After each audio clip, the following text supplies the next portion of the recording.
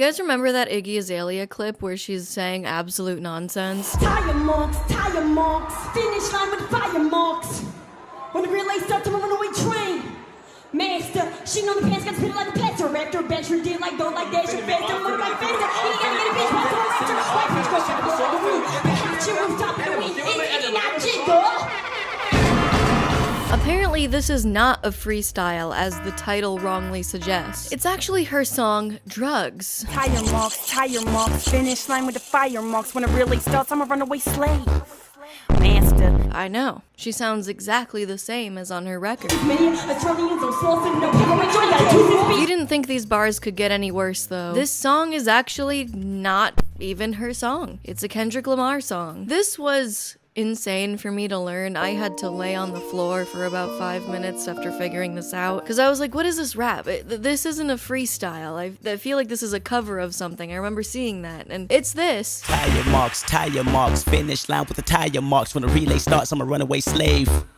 She added the word master on purpose. It doesn't even make sense with the meaning of the line. Tire marks, finish line with the fire marks. When the relay starts, I'm a runaway slave. Master. It doesn't make sense to put master after that. You've changed the meaning of the song that was actually about something deeper than just generic I'm the best type shit that she turned it into. Not to mention it's just gibberish at times. Roll till a pop, boom on, trigger rap city, no tigger, yeah, shorty do it illa, I'm more. Honestly, I'm not even sure if this has much to do with the video. I just wanted to spread this information because I was so shocked when I learned this. And now you know something new against your will about this Iggy Azalea clip. You're welcome. But here, let me try to make it into a segue. Considering the context of the image of Iggy Azalea the rapper, the very white Australian woman who raps about being self-made and growing up in Miami, and the complete lack of awareness here surrounding the culture or even the lyrics she's adapting. Master. This looked really bad to the public when the 12 people who found out about this cared, and rightfully so. She didn't understand the source material and essentially bastardized it to the point where people didn't even know this was a Kendrick song that meant something completely different. And maybe that's a microcosm of how culture goes. Always adapting and changing, and sometimes we lose sight of what the underlying point is in things we discuss, fight for, and social movements, tying in with music discussion on the internet. Solid 5 out of 10 segue, if you ask me. It's true that in the modern age of music, everything is about image. Everything. When boomers and 12-year-olds alike comment dumb shit on female pop stars' performances like, ooh, you don't even have to make real music anymore, you can just get undressed on stage. It's all about how you look and not the music. Under all those wrinkles and beer bellies, you can find a sliver of truth that branding is almost more important than the music itself sometimes. Until they comment under a Selena Gomez post that she'd look better naked. But it seems like when people say that about stars these days and in the early 2000s, it seems like when people say that, they forget that pop music has always centered an artist's image with the music. You think the Beatles couldn't be the greatest band of all time and be incredibly attractive? Please help, my For You page has been taken over by Paul McCartney thirst edits. Hit me, my darling, tonight. I don't know why, but I like it. What the fuck?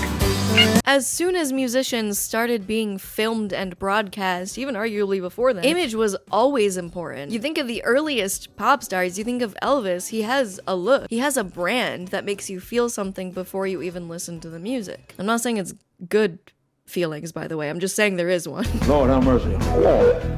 Like, you can imagine what he looks like in your head with the hair and the fashion, you know? You don't think people enjoyed Michael Jackson, Prince, Bowie, or Queen's music without the benefit of the image they put forth? It clearly adds to their music and the feeling they wanted to portray in their art. So when you say a genre or band or artist you don't like isn't real music because you don't like the image they put forth, I just don't think it's much of a real argument. It just comes off as this isn't real music because their image doesn't cater to me. So don't let boomers and music elitists or people that don't know much about music let you think that art is inherently devalued because the person making it has created an artistic world to go along with it, or happens to be an attractive woman, or rap music. This is such an old and tired argument, but I just wanted to highlight that because it never made sense to me because it's always cherry-picked to artists that they just don't like. And it proves that branding is everything. For example, when Addison Rae dropped Obsessed in 2023, nearly everyone clowned on it, plus the dance. I liked it. I always liked this song. And I said, me too.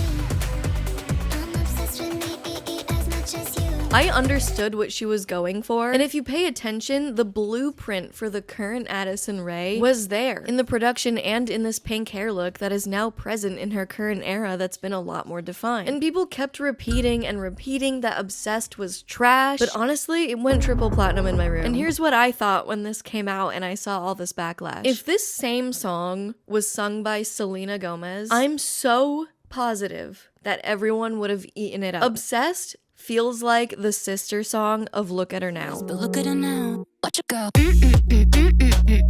Here's a playlist I made at the time with this song on it, with other songs that I thought fit well with each other. And the way people talked about this song online were not consistent with how they talked about other artists. For example, I never understood the criticisms of this song, Obsessed, being too full of herself. Honey, have you listened to music in the last 20 years? You could close your eyes and pick a random pop hit out of a hat, and there's a good chance it's about being full of yourself. 7 Rings, anyone? Why is one a bad bitch anthem because it's Ariana or Selena, and Obsessed is not because it's Addison Rae? Because it's the story behind the song and behind the artist that people really cared about in this instance. So I found it less to be a critique on the music and more about how you interpreted the song based on the branding. I mean, or you can just fucking hate the song. I don't give a shit. I'm just saying this is what I noticed. Because people care a lot more about an artist's image than they care to admit. Also, I keep looking at the script. Do not give me a hard time, okay?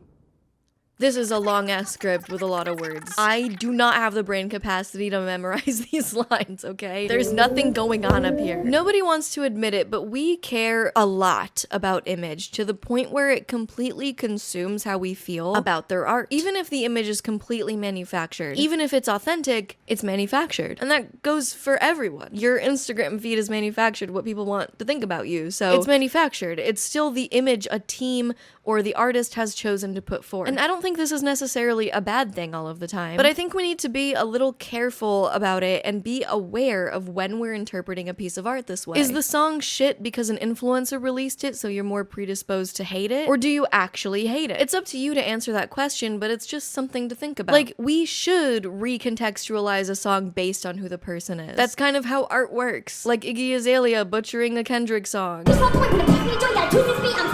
Or Kendrick's work having so much impact partly because of who he is as an artist, on top of being so good at what he does, on top of the catchy music. Or Kanye's music. We should absolutely not separate the art from the artist here. So with Addison, she's been doing this press tour for her debut album with no makeup on, maybe a lip stain, and that's it. And obviously she's stunning, and people have been really changing the way they speak about her in the comments of these clips or videos about her perceived authenticity. This is not a coincidence. This is exactly how they predicted and wanted it to happen. That doesn't mean this whole aesthetic isn't genuine to Addison, because both things can be true at once. I quite like this no makeup look. I think it makes me feel really good about seeing a pop star unabashedly on a press tour with no makeup on. It makes me feel like this era is about her putting herself out there in a raw and authentic way. The way in which we present ourselves before our music is already performing art and making a statement, and this is no exception, in the same way fashion does for stars. But it's also interesting how much of this intentionality and nuance is completely lost on TikTok and bleeding into just online music discourse in general. We bitch and moan about celebrities and singers getting too much Botox and plastic surgery and not looking real anymore, so we praise Addison while crying that we want real faces back. But then, this point, interestingly, completely backfires when it comes to someone like Audrey Hepburn. Hepburn? I'm so sorry. I love your music. Coming onto the scene with some really fun Y2K bangers that are blowing up right now.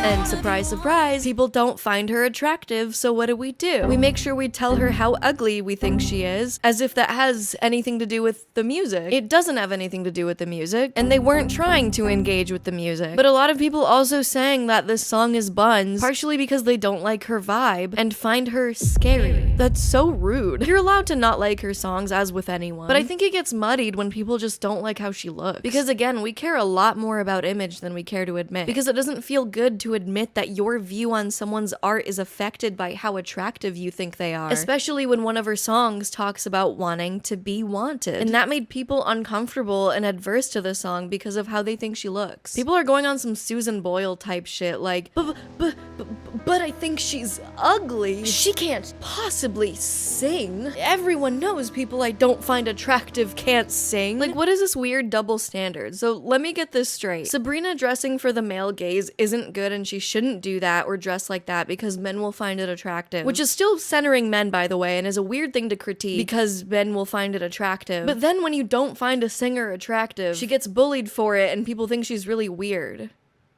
What are we doing here? Like, I know it's not the same people doing these things, but it's the internet conglomerate as a whole, where it's like, what are we doing? This is setting up a very interesting way we treat female artists online. But this is to a greater point that TikTok is less about conversation and more about how can I one-up someone in having the correct opinion. It's more like Twitter to me than anything else, with stitching being quote retweeting something snarky or repeating a bad faith interpretation of something. And I've seen good conversations on TikTok, don't get me wrong, but it's not the majority of what I see. This has made me feel like I need to scream from the rooftops that it is okay not to have an opinion on everything. Here's a question for you guys. Is it necessary that every single person on this planet expresses every single opinion that they have on every single thing that occurs all at the same time?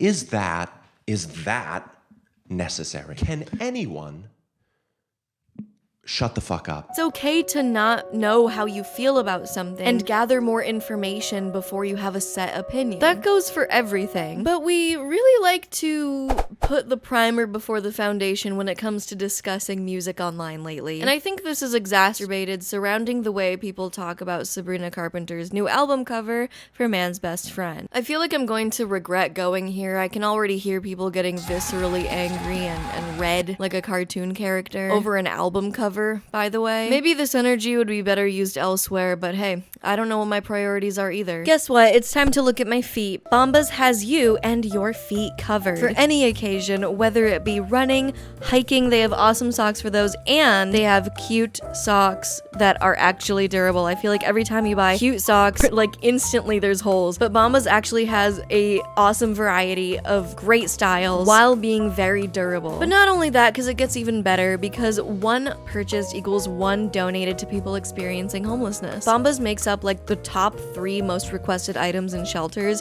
and they really do deliver because they've donated over 150 million clothing items, and I'm happy to keep contributing to that number. Bombas is so incredibly comfortable, and I'm always happy to have them as a sponsor on the channel. So thank you, Bombas, so much for sponsoring. You can get a discount though, since you're here, of 20% off your first purchase. Just go to bombas.com/Gabi and use my code Gabi20 at checkout to get 20% off your first purchase. Make sure it's your first purchase.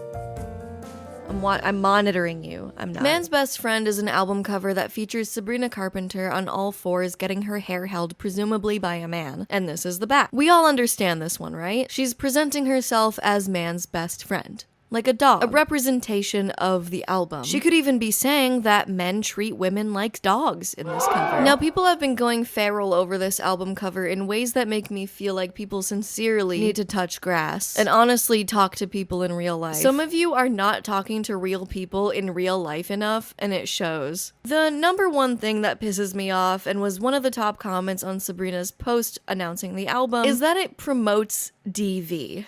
Huh? Where? If you think this is not only displaying DV but promoting it, you may be coming down with a terminal case of chronically online. Or someone who is so intentionally disingenuous because you don't like a pop star and need a good reason for it. And that's been the mindset in a lot of the critiques around this cover and artists people don't like in general. Another one is how this cover is setting feminism back 50 years, and how dare she display herself as submissive to a man. This isn't very feminist girl boss of you, when she never made that her brand. That's a responsibility you're putting onto her. She's not a feminist girl boss and doesn't portray herself as such. And And all of these criticisms are severely missing the point and misinterpreting the cover art. And also do not understand who Sabrina Carpenter the brand is. And it's also very clear that they have not listened to her music. And I'm saying all this in regards to Sabrina specifically, but do not be mistaken. All that I'm saying is that this is a very, very common way people bring down female pop stars specifically that dates back ever since a woman dare set foot near a microphone. Labels and stars carefully manufacture their image to portray the feeling that their art is going for. Sabrina Carpenter's brand is playful, sexy, vintage, fun, and dolly at times. These are all things they want you to interpret about her music, fashion, performance style. All these things work together to adhere to this image. And we need to understand all this when interpreting the cover. Branding almost means as much as the music, right? This is why it's important for media literacy. People are taking this cover a little too face value, a little too literal, because it's pop. And pop couldn't possibly be more than surface level to some people, especially when it's a woman making it or is something that caters to the girls and the gays. It couldn't possibly be deeper than surface level. This type of interesting art with real meaning, is partially why Taylor Swift keeps intrigue, because her art always really means something and leaves things up to interpretation for her fans, like art should. Art doesn't have to adhere to rules like that. But like when people think of art and are the curtains really blue and what did the author mean by this, is what makes a lot of art interesting to engage with. In Sabrina's music, she writes about her troubled relationship with men. A very common theme in general, but it was a very common theme in her 2024 album Short and Sweet. And we can see the back and forth with horny ass songs like Bedchem, Juno, Espresso, foiled by tracks like Dumb and Poetic, Coincidence, Good Graces, Please Please Please, even Taste. The whole album. She's almost cynical about how she is cursed by being attracted to the worst men. In more than a few music videos, men are always the punchline. They're constantly dying and being portrayed as disposable. In Manchild, her most recent song that was written on the tail end of the Short and Sweet project, so it's obviously going to sound like something from the album Short and Sweet, to many listeners' dismay for some reason. She writes about, obviously, man children, and how dumb and useless they are, sending one off a mountain and portraying them as pigs. Hey man.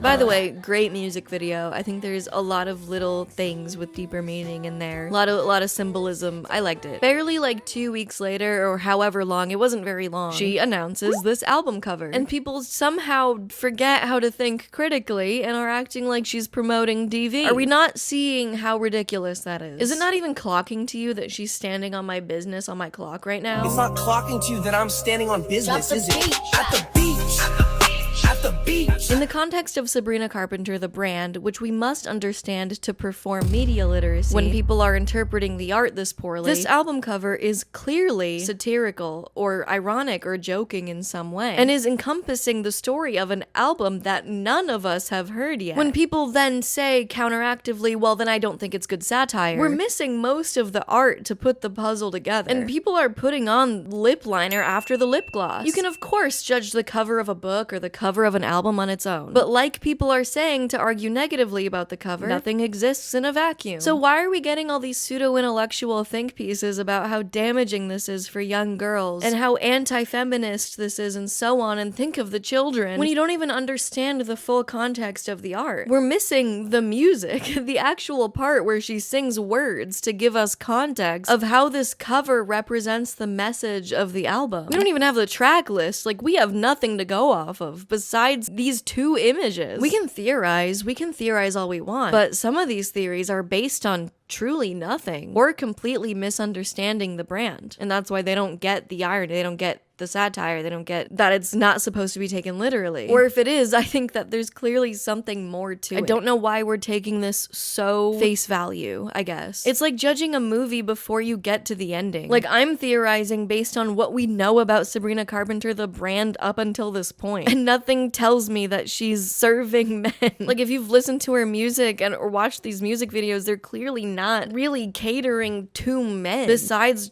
like how she looks, I guess, fitting the patriarchal beauty standard. Like, if you go to a Sabrina Carpenter concert, I'm there. Me and all my girls are there, including the guys who are the girls. We're all there. So I find the male gaze argument kind of weird. Maybe I just don't get it. You can deconstruct and reconstruct aspects of music as long as you've sought to understand the bigger picture. And even without that, you're allowed to just be like, I hate this. That's fine. There's so many albums that like maybe I haven't sought to understand the whole picture before I'm like, this isn't for me, I think.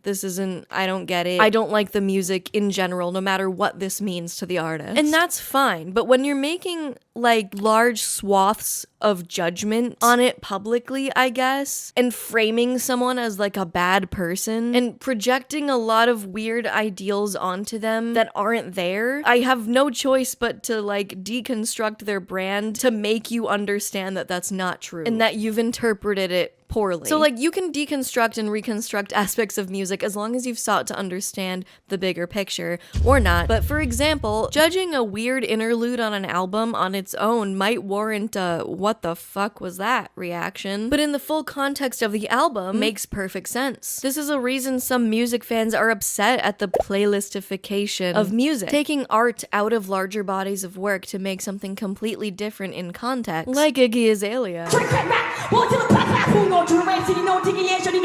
People are forgetting that because everyone needs a fully formed opinion right away, and we're in that cycle of pushing a female pop star up until we decide it's time to tear them down because they're too popular now. If it's not all that, it's because people feel like they need a good reason not to like something. That if you just don't like it, you need to have a fully formed 10-page dissertation on the moral reason that it's bad. Because some people can't cope with just not liking something because you don't get the vibe or you're not into it like seemingly everyone else. Because it might not be for you, which is okay. And I'm not saying this to make the point that it's not that deep or you're not allowed to dislike something, but you don't need to force a reason to remain on your moral high ground. Also, no one has said shit about men making awful, sexually explicit album covers clearly demeaning women. It's only when a blonde woman lightly suggests it about herself do we have an issue. A la Slave for You by Britney Spears and Dirty by Christina Aguilera, and the outrage both those songs caused in the early 2000s for similar reasons. And they weren't even trying to be playful or satirical about it. And there's something to be said there about blonde women being seen as having this sort of innocence that when they express themselves in music sexually, that it's seen as very shocking and uncouth and inappropriate. And the way black women are treated in music in comparison because of racism, but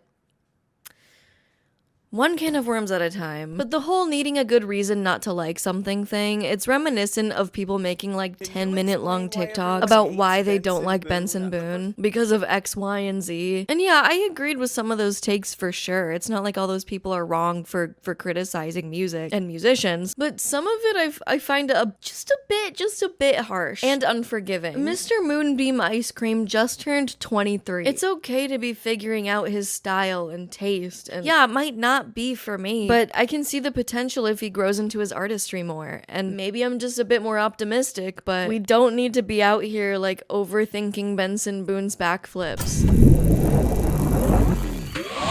You are allowed to just not like his music or think he's a little too goofy for you, or you don't like that he was Mormon, or that he's trying too hard, or what have you. That's fine. If I saw her on the street, I'd probably tell her, think about those 12-year-olds that listen to your music, and think about the 12-year-olds who saw you on the VMAs, and think what they're thinking. They probably are thinking that it's okay to dress like that, which it's not. I'm not their parent, man. A lot of the things people are saying, like this sets women back 50 years and this is so demeaning and this is so rude to victims of DV, are weirdly under the guise of feminism as a moral pedestal. Because that's where culture is right now. To the point where we've looped back around to just wanting an excuse to judge and control how women portray themselves. I'm surprised we're not seeing the hypocrisy of crying in the sake of feminism. That we're just looping back around to the conservative, clutching my pearls talking points of the early 2000s. And even before that in the 80s when Madonna and Cher were being chastised for similar things. But now, instead of calling them sluts with their clothes off, they need an academic sounding way to say the same thing while not being compared to their uncle who doesn't know that we can see everything that he's commenting. Boo! You stink! Even without the context of Sabrina Carpenter, the brand, I still don't find this cover problematic because of the way I view feminism in art. And hey, if you understand all these things about her brand and that it's satirical and you still don't like it, that's fine. But what I don't like are people pretending it's because of feminism. Because it's not. They act like they're fighting the man, but what they're they're really doing is putting down the woman. I got that from this creator. I thought it was a really well put saying. Repeat after me. Women or femmes embracing their own sexuality or femininity will never be misogyny. Characterizing sexuality as being harmful or politically regressive is like conservative tactic number 1 to combat freedom of expression. What I really have an issue with as well is how these people seem to think that everything a woman does publicly has to be a display of feminism. A common word jumble I've seen is how her music lacks the radical depth for this to be considered satirical. Like, what are we even saying? What is that? Do you even know what that means? Do you even know what you're saying? Just say that you don't understand the art and that you don't get it and that you need more time to digest it. That's fine. But I get it. I get what the argument is saying. That if something isn't overtly obvious that it's making fun of the thing it's satirizing, then is it really satire? And is it good satire? And that's valid for some things. Sexy, confident. But not this. This is so obviously satire if you've even listened to a single song of hers. That it's really making me feel like people are being purposefully dense here. Are you being intentionally dense? Huh? And even, big buzzword, lack media literacy. People care about the brand and image of a star so much that it affects whether you like a song or not. Like the song can't speak for itself. Yet when it's convenient, all that goes out the window when it's time to put a female star in their place. And that's what's frustrated me most about discourse online, is that so much of it is mostly reserved for female artists and no one wants to admit it. I think female pop stars and artists are held to such an astronomically higher standard than their male counterparts, and no one wants to say it. I don't know how to say this without sounding like an extremist, woke, feminist, liberal snowflake, because it's true. I don't want to come across like a woke asshole, but like, dude, women have it hard. I know I'm jumping to that point quickly, so let's talk about some other examples, because I'm not only saying this with Sabrina in mind. What frustrates me about this impossible standard and the way we discuss music online is especially apparent when we talk about Chappell Roan. I know some of you just rolled your eyes, but shut the fuck up and listen. This is the second time I'm doing this half of the video because it wasn't recording and I want to fucking kill myself. So if it looks like I'm dead inside, it's because I am. Yes, it's true that Chappell had a massive, quick rise to fame, especially in queer spaces. She always has local drag queens opening her shows, and when I went, part of the money from her merch went to supporting Palestine. So it's not crazy to say that Chappell's rise to fame was a bit political. And I put that in quotes because I personally don't like how someone's identity is inherently political. I think that's a big problem. Someone being gay shouldn't be political. I think that sets people up for failure in the public eye. And we will talk about why it's inherently political to exist as you are in a sec. We will get there. Hold your fucking horses. During the 2024 American election, people were begging Chappell specifically to have a take because she's been outspoken about the LGBTQIA community in the past. And since being gay is inherently political, a lot of people were looking to her as the public spokesperson of gay people. I don't think that's very fair. She's been outspoken about how much she's not educated on these topics. Yes, she's gay, yes, she's a woman, but that doesn't make her an expert on these issues. She was pressured into saying something, so she said something along the lines of both sides being corrupt, which, I'm sorry, is true, but it wasn't what some people wanted to hear, so they chastised her. So she stopped talking about politics. Problem solved, right? I mean, I have my own personal opinions on that, but I don't look to pop stars for politics, so I wasn't really upset that she didn't reflect my exact beliefs. Well, now it's not okay that she's not saying anything. She made her whole career profiting off of queer culture, and now she won't even stand up for us? Wow, you're so performative. How dare you stay quiet on this, and this? So, even though she said she doesn't like talking about politics and doesn't know everything, she said something very messily, some might say generic, very unpolished, I don't disagree with that, that got, again, ridiculed. And I'm sure some people think she should be more educated on these topics, and sure, I wish we all were, but frankly, that's not her job. You're allowed to write about being queer while not needing to engage and have the weight of American politics on your shoulders. And that might be a bit of a hot take. But do you see how with any action that she would have taken, whether it be to speak or not speak, there is no correct answer that will get people off your back? I also find it interesting that we simply do not do this with men. What about gay male artists? They're not expected to speak on these things in the same way women are. What about male artists that are also entwined with gay culture? Why can ex-male artists put on a sparkly jumpsuit and get applauded, while women have to jump through hoops and be sexy but not too sexy, and well-spoken but not too opinionated? But also, how dare you for having that opinion? And how dare you share that opinion that we chastised you for not sharing. How dare you not say the exact thing I wanted you to say and reflect my own personal worldview at all times while performing the perfect dance of feminism. Performing feminism the right way has people policing women doing feminism right and wrong, while oppression from the other side already weighs on us every day. Getting caught in the middle of a game you cannot win. It is rigged for you to lose. It feels like yet another way people are controlling women and even saying, hey, know your place. And yes, a lot of this is coming from other women online, contributing to the reality that women can't win no matter what. We can't exist without being expected to be the spokesperson for insert minority here, you know? We just want to sing and write music that's true to our experiences. We're not political activists by default, and every move has to be a feminist one. Is being gay inherently political? It shouldn't be, but it's as much political as existing as a woman is, and that's not fair. I feel as though this type of policing behavior puts so much emotional weight on minorities and women artists when, hello, there are already so many weights being put on us from the other side just for existing, while men continuously do not have this extra expectation. I was talking to my friend about this, and we talked about how we can't ignore that it's hard to divorce the political nature of the gay rights movement, for example, from the identity of being gay. At the core, the existence of minority groups are inherently political in our history. That history is political and even subversive at its core, and that trickles down in a way that makes any sort of subversive or marginalized identity inherently political for existing in a system that actively tried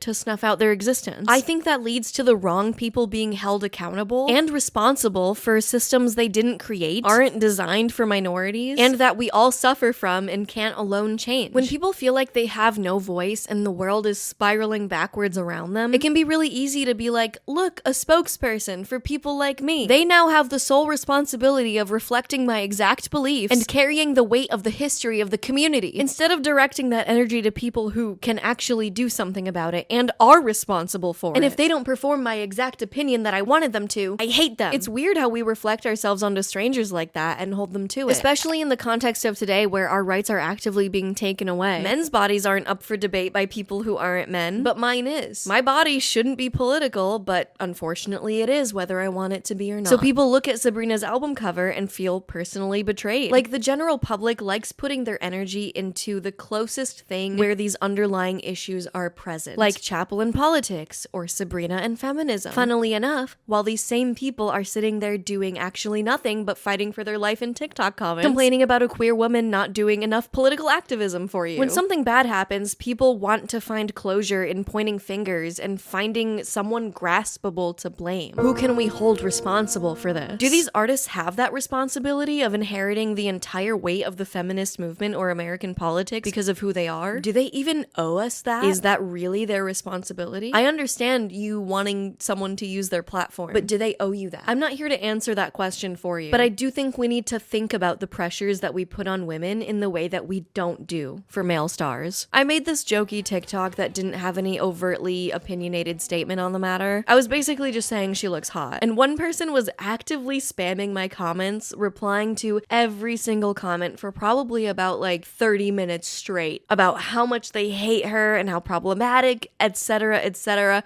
Honey, the only thing problematic here is your vitamin D deficiency, because you need to go outside. It's terminal, I'm sorry to say.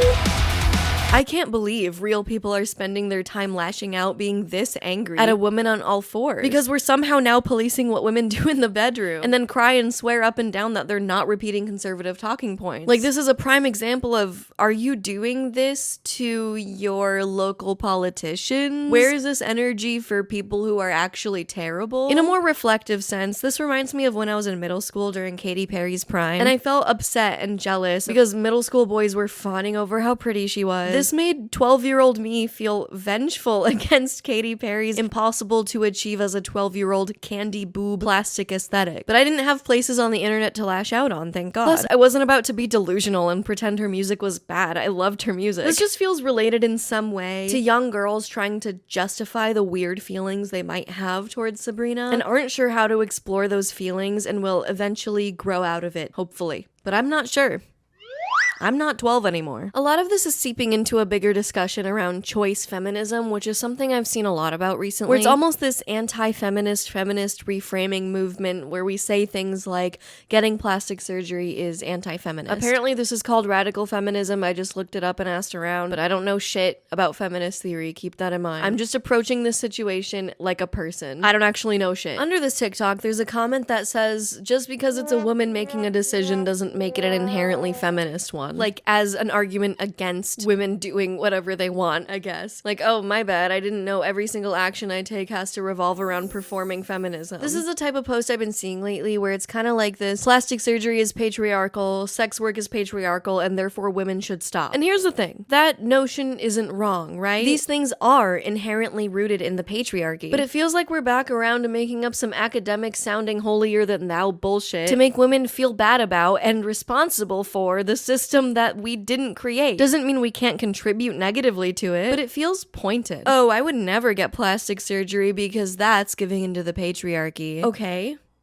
Should I stop shaving my legs because of the patriarchy? Why are you wearing a bikini? That's giving into the patriarchy. I can't believe you're giving into the male gaze like that. Should I stop wearing makeup because of the patriarchy? Should I stop getting my hair done because of the patriarchy? Should I stop wearing a bra because of the patriarchy? See how this almost feels convoluted? This type of argument feels like saying that losing weight is inherently fatphobic and therefore you should never lose weight. I went to this creator's profile and they replied to a comment on this post agreeing that feminism is equal to misandry, which is hating men, by the way. The opposite of misogyny. Isn't that quite similar to other conservative talking points about how poisoned feminism is? Not to add to the confusion, but this type of person is what is faux feminism to me. This is what's setting back women 50 years. These arguments feel like a never-ending slippery slope where we're constantly moving the goalpost to where women can't win, and moving the goalpost to where you can feel righteous about something and feel like you're morally superior than other women. This is really some pick-me shit. It's not actually about feminism. It's about making yourself feel better than other people by putting them down. It feels like we're picking and choosing based on who we want to attack that day, whether it be Love Island contestants or pop stars under the moral guise of feminism, because we need to dislike it for the correct reasons. Bitch, just gossip. If you want to gossip, just gossip. This type of infighting gets to the point where I feel like it's actively not a productive conversation to have, because all we're doing is heightening the insane expectations we put on women. We all live in this system, and as long as we live in this system, I'm gonna make my own goddamn choices about whether I want to shave my legs or not, and I'm choosing to shave them. And that's fine if you don't, but I am. And that doesn't make that choice an anti-feminist regressive choice. And another thing about TikTok comments in general is that it's all boiled down to like the most shallow middle school ass shit. Like, ooh, girl, this is not the take. Actually, no. Hope this helps. Like, just because you don't agree with someone's take or whatever, it doesn't mean you should comment the most condescending, snarky ass shit for some internet likes. Like, you wouldn't talk to people in real life like that, right? Because if you people actually talk like that in real life and engaging with conversations with people, you say shit like that, I guarantee you don't have friends. Or I guarantee you everyone fucking hates you. I got a comment on here that was like, wow, I used to like your videos until you had this opinion on Chappell Roan's opinion on having kids. I'm gonna have to unsubscribe. Which, like, fine, you know, good riddance. But really? Over an opinion on a pop star? We're this up in arms about an opinion that has like no impact on you? What happened to hello? How are you?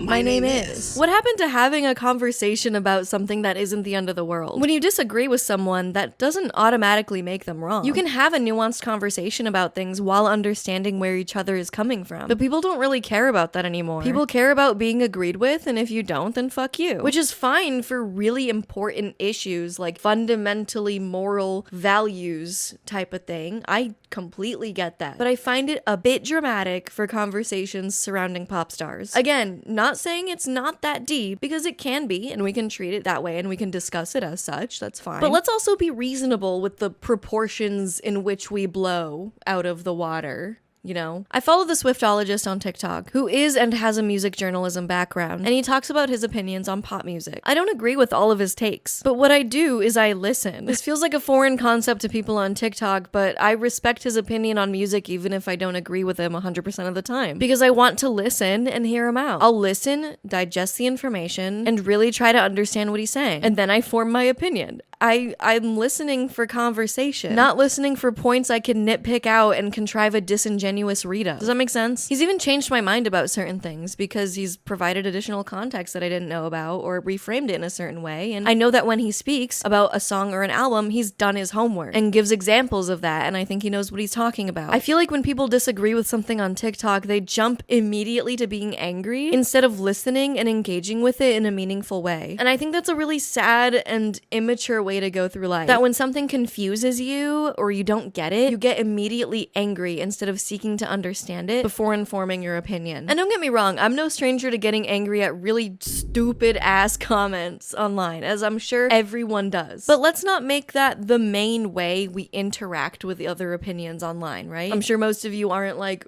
replying to hate comments online. Let's go back to Addison Rae, and I also want to talk about Tate McRae. Anyone who dances on a stage these days has been getting the Britney Spears comparisons, usually as a way to put down and compare women artists, which I don't really get. The Britney comparisons make no sense to me because the criticisms about that stuff, like, oh, you don't even need to sing anymore, it's about getting undressed on stage, she can't sing, etc., were all criticisms leveraged at Britney in her prime. But now that it's time to bring people down, it's, oh, Britney's the blueprint, and she will never be Britney, whether it be Addison or Tate McRae, while yelling the exact same shit they bullied Britney for. Also, why are female artists not allowed to be inspired by other artists the way men are without the whole reheating nachos shit? Dude, when I was a kid, I was hyped that we got Justin Bieber. I loved Jesse McCartney, and now we had Justin Bieber, and I was like, hell yeah. They're the same genre of guy pop star for their respective eras. No one was like, ew, I can't believe that he's copying him. If there are those comparisons, it's never to the degree that women get picked apart for it. The closest thing I've heard recently is like Benson Boone and Harry Styles. But it feels like so many female artists get accused of trying too hard to be someone else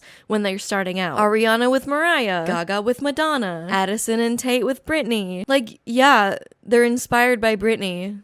Okay. What's the problem? Okay, what the fuck? Who cares? Mac DeMarco and Tame Impala are inspired by the Beatles heavily. Is that a problem? No. No, it's not, because we pick and choose what genre and who's allowed to be inspired by someone else. It's kind of like how the internet, it's not as bad much anymore, but in very recent memory, there could only be one female rapper for some reason. When there's like genuinely 40 carbon copies of the same guy famous for making similar music. With the online general critic and some online professional critics, I've noticed, and maybe some of you have noticed, that in my opinion, it really feels like in the modern age specifically, female stars are held to a much higher standard of originality than their male counterparts in branding and music. I've never heard complaints about men making the same music as their last album, and all their songs sound the same, even though I can think of many examples. Maybe I've heard that about Midwest emo as a genre too, but trust me, I love Midwest emo, but it's kind of true. But especially in the pop sphere, I hear this a lot. Taylor Swift songs all sound the same. Sabrina Manchild sounds a lot like her other songs. These are, in my opinion, as someone who's listened to nearly all of their discographies, is objectively untrue. This opinion comes from people who clearly don't listen to their music and aren't actually interested in critiquing music in a meaningful way. No man is causing mass discussion about all his songs sounding the same. And it's not because men make more original music. Oh no, X male artist just put out a song that sounds like all of his other songs in the same album cycle. Women constantly have to reinvent themselves every album cycle because of this. If they don't, or you think they don't have to, just look at how people loved Sabrina's music until Manchild, and suddenly it's not original enough anymore and sounds like every other song she's put out. You ever listen to like ABBA's music? They all sound similar because it's the same band. It's that band's flavor of music. Like, that's obviously what's gonna happen. I might not like someone's brand of pop, and I get that some artists to me can end up feeling very samey and stagnant, and that can get uninteresting to listen to. This isn't an invalid critique. It's just usually when I hear people saying this online, it's from people who clearly haven't taken the time to validate their claim and seem to just be looking for something to critique without doing their homework. In my opinion, I've noticed that critics and fans rate women's music much harsher than their male counterparts who make music of the same caliber and quality. Minus Benson Boone. I think we go a little hard on him. Like, maybe let's be a little more lighthearted towards Moonbeam Ice Cream, I think. Moonbeam Ice Cream. Women have continuously set the bar higher and higher in the industry, and it's never good enough. At least not without massive backlash because society feels the need to put them back in their place. In terms of numbers and hits and size and impact in the music industry, Taylor Swift is legend status. Like, she is a legend, but it feels like people don't really attribute that title to her for some reason. Whether you like or dislike her music or her in general, I think the impact is undeniable. It's not enough that Taylor gave $100,000 bonuses to the truck drivers of her Eras tour, or donating to food banks along the route of the Eras tour. Her overusing a private jet is a huge problem. I'm not saying those goods cancel out the bad. I'm not out here to defend a billionaire. That is not my business. I'm simply offering the counterpoint of, where is this outrage towards corrupt politicians doing the same thing? Or powerful men doing the same stuff? And worse. Or how about the fact that Travis Scott still has a career with minimal backlash these days when people literally died at his concert? Or Dr. Luke still having a career after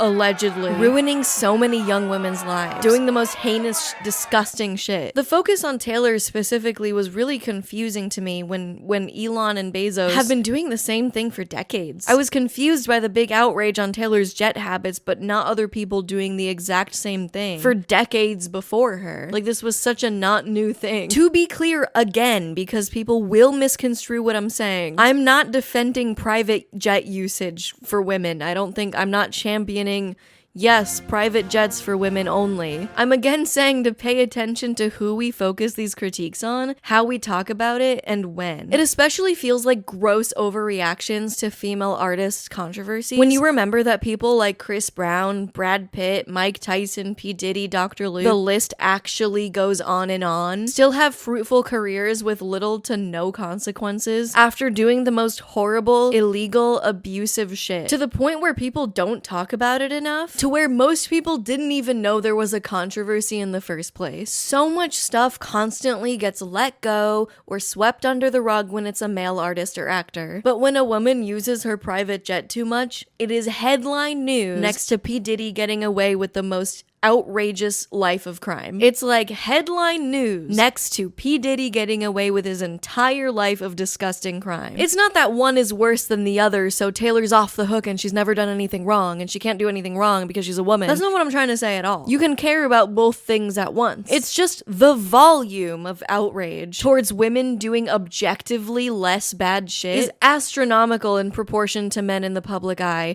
getting away with everything. We're treating them worse than actual criminals whose impact have actively and actually harmed women. I think we can handle an album cover without losing our shit. I know a lot of people will say, well, they're millionaires, who cares? Or I saw a comment under some TikTok, I can't remember what it was about, but it was about Chappell Roan, and someone commented, who cares how she feels, she's a millionaire. When just over 1 year ago, she was like not rich at all and was just another artist trying to make it. I completely understand feeling cynical about these things because these people have an access to a level of wealth that most people will never see in their lives. I had to come to terms with this years ago when I was struggling, that we cannot control or feel envious and angry towards people who are doing better than you, even if it feels unfair, and you just gotta focus on yourself. I feel like we lack empathy at a human level at this point for people who aren't criminals and aren't actively ruining our lives. You don't have to like them for those reasons, but you also don't have to care about them. And I mean that in both a negative and positive way. And I understand that they're gonna be okay because people are saying mean things about them on the internet. I totally get that they're gonna be fine at the end of the day. Sorry if this is controversial, but I don't care that Taylor Swift uses a private jet. I care about the corporations that are contributing to 70% of the Earth's pollutants. I don't give a shit about Sabrina's album cover of her on all fours. I care about my rights being taken away. I care about my healthcare being taken away by random decaying corpses who don't have uteri. Not to be we have worse problems to deal with, because that doesn't automatically invalidate criticisms, and it shouldn't. But sometimes it feels like a wild overreaction compared to the more dire problems we deal with. I hope you enjoyed this analysis and learned something. I've kind of dialed back the think pieces on my channel because mentally it is exhausting, even though I thoroughly really enjoy making them. I've been instead dedicating a lot of my creative energy towards music because I've been feeling inspired. Fucking finally. My new song, Perfect Fantasy, is coming out on July 17th, 2025, so I've put the link below to go listen. Adding it to playlists and liking the song helps a ton, so I wanted to bring back another city pop song since you guys loved Plastic Love so much, as did I. I love that sound as much as you guys did, so I was really happy to keep exploring that genre. So be sure to follow me on Instagram at itsgabibelle to stay updated on my videos and music. We've extended the pre-orders on my merch. This is your last chance to get my merch. It's all US made. I didn't do that because of the fucking tariffs. I did it because I wanted something really high quality and that would last, and the print is also really nice. It will fade wonderfully. It's such an amazing print that will last a long time, and it's me in a galactic band, so I don't know what's cooler, honestly. This is your last chance to get them. Thank you so much to everyone who bought one already, and goodbye. Dude, women have it hard.